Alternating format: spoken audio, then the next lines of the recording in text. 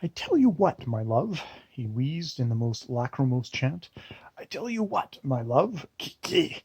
Oh, what an affliction. Fydr Ivanovitch said to me, "You should try drinking yarrow tea," he said to me. "Do you hear that, my love?" "Yes, dear." "Yes, that was what he said. You should try drinking yarrow tea," he said. I told him I had to put on leeches. But he said, "No, Alexander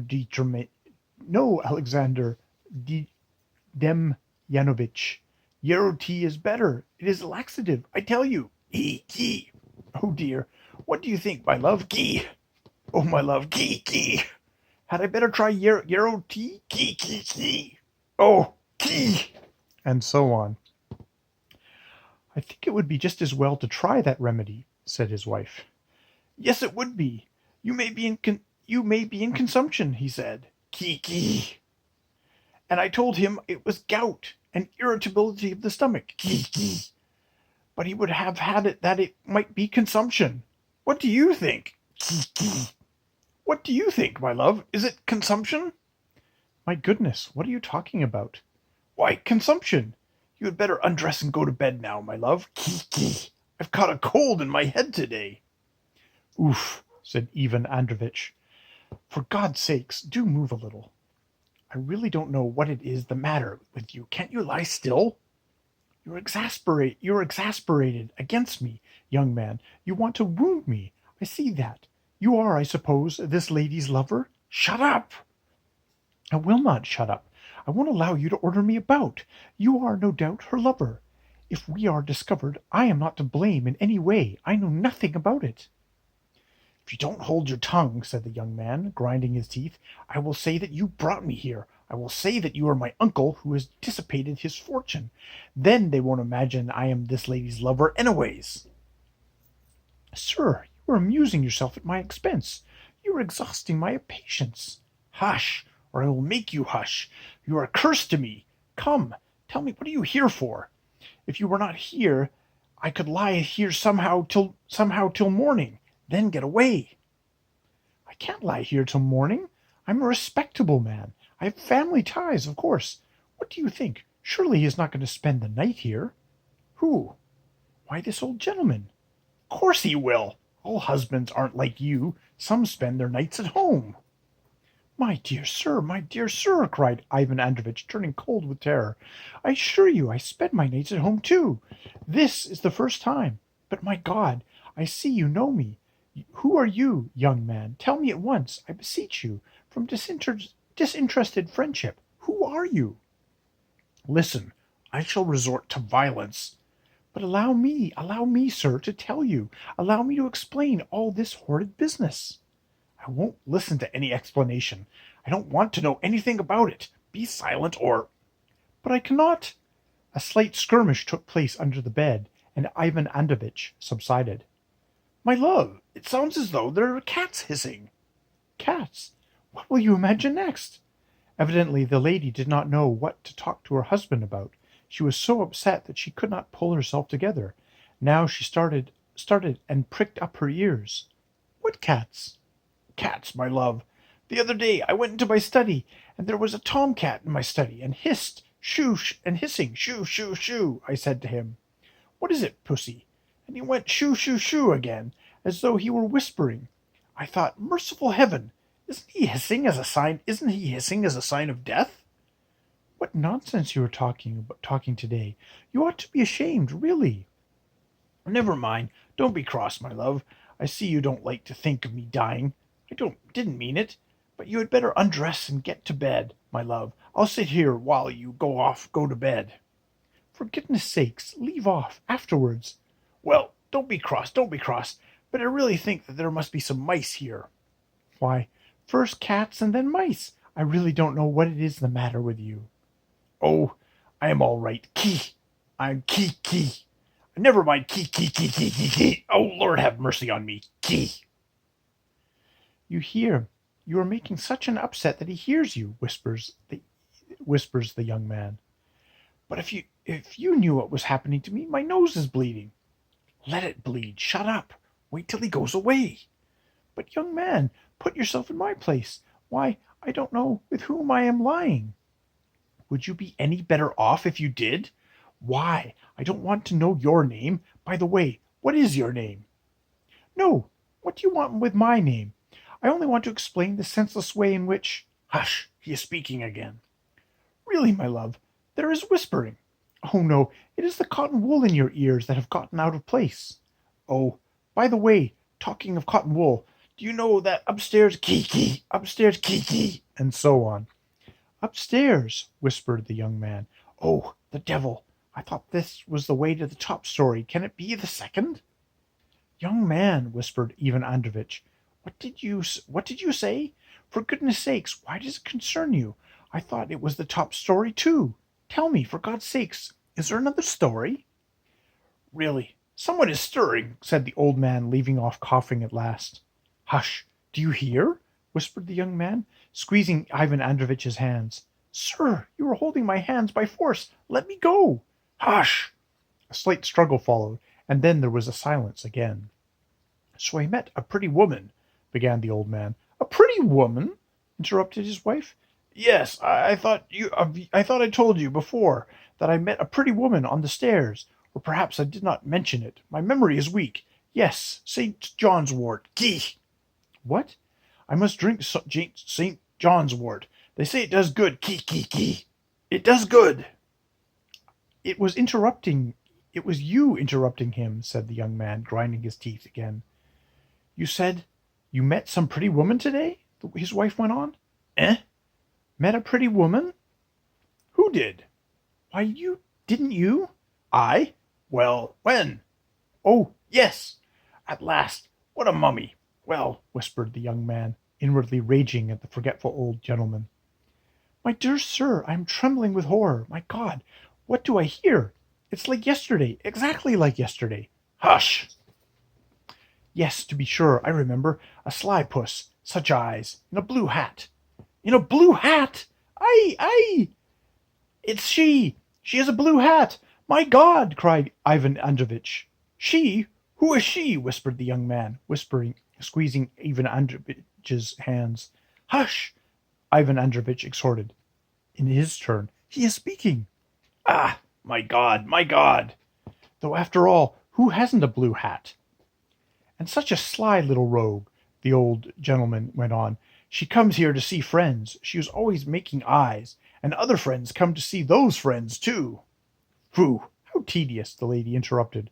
Really, how can you take an interest in that? Oh, very well. Don't be cross, the old gentleman responded in a wheedling chant. I won't talk to you, and I won't talk if you don't care to hear me.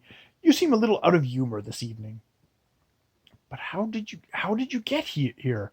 The young man began. Ah, you see, now you are interested, and before you wouldn't listen. Oh, well, I don't care. Please don't tell me. Oh, damnation take it. What a mess. Don't be cross, young man.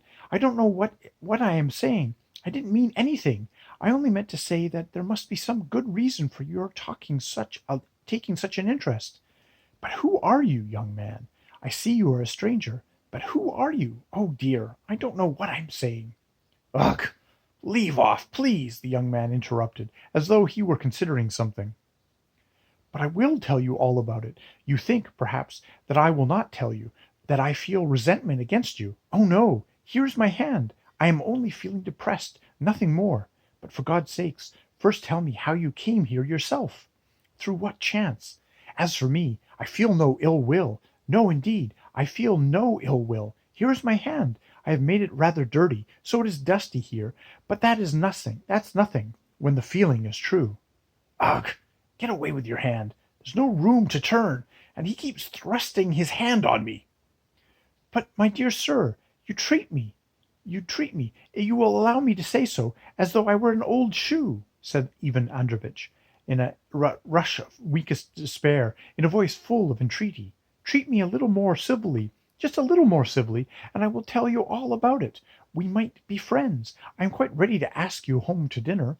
We can't lie side by side like this. I tell you plainly, you are in error, young man. You do not know. When was it he met her? The young man muttered, evidently in violent emotion. Perhaps she is expecting me now. I'll certainly get away from here. She? Who is she? My God, of whom are you speaking, young man? You imagine that upstairs? My God, why am I punished like this? Ivan Androvitch tried to turn on his back in despair. Why do you want to know who she is? Oh, the devil, whether it was she or not, I will get out. My dear sir, what are you thinking about? What will become of me? Whispered Ivan Androvitch, clutching at the tails of his neighbor's dress coat in his despair. Well, what's that to me? You can stop here by yourself, and if you won't, I'll tell you that you are my uncle who has squandered all his property, so that the old gentleman won't think that I am his wife's lover. But that is utterly impossible, young man. It's unnatural. I should be your uncle. Nobody would believe you. Why, a baby wouldn't believe it. Even Ivan Androvitch whispered in despair. Well, don't babble then, but lie as flat as a pancake. Most likely you will stay the night here and get out sometime tomorrow. No one will notice you. If one creeps out, it is not likely that they would think there's another one here. There might as well be a dozen, though you are as good as a dozen by yourself. Move a little, or I'll get out. You wound me, young man. What if I have a fit of coughing? One has to think of everything. Hush! What's that? I fancy I hear something going on upstairs again, said the old gentleman, who seemed to have had a nap in the interval. Upstairs? Do you hear, young man? I shall get out. Well, I hear. My goodness, young man, I am going. Oh, well, I am not, then. I don't care. If there is an upset, I don't mind. But do you know what I suspect? I believe you are an injured husband. So there. Good heavens, what cynicism! Can you possibly suspect that? Why, a husband? I am not married. Not married? Fiddlesticks!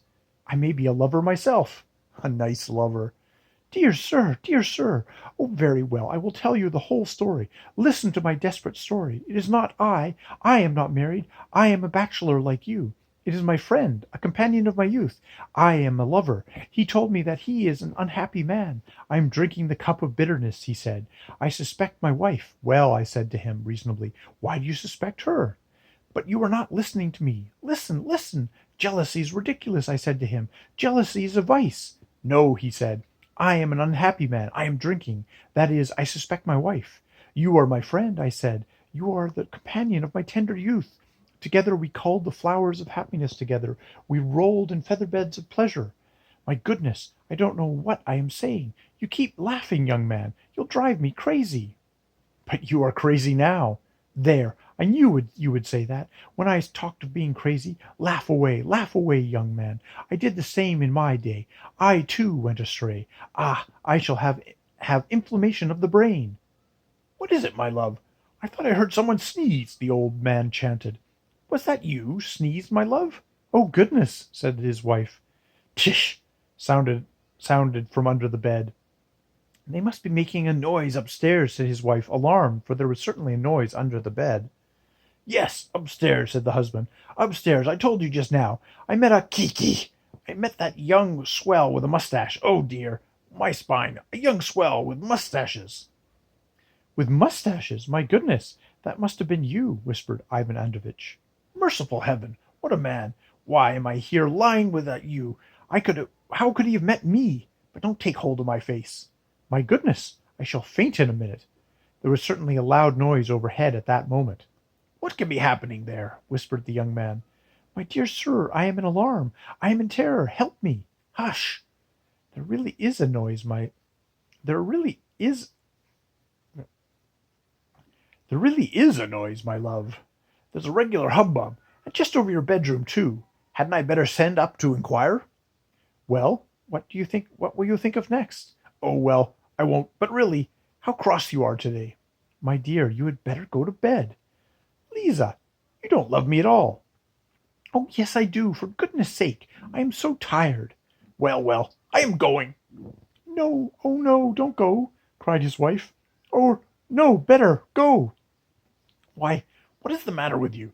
One minute I am to go, the next I am not. Kiki, it is really bedtime. Kiki, that Paddlefin's little girl, Kiki, their little girl, Kiki. I saw their little girl's Nuremberg doll, Kiki.